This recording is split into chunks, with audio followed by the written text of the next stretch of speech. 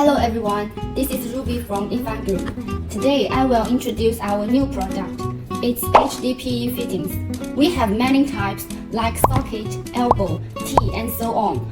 For example, this is a HDPE socket.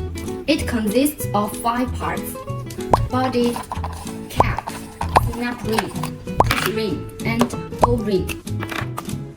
Next, I will show you how to install that. Now, this is a HDPE pipe. First, put the O-ring on the pipe and let the pipe into the body. Next, make the push ring on it and let the snap ring put on the pipe.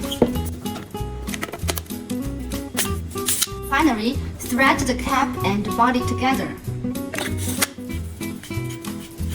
Okay, that's it. If you are interested in our new product, please contact us.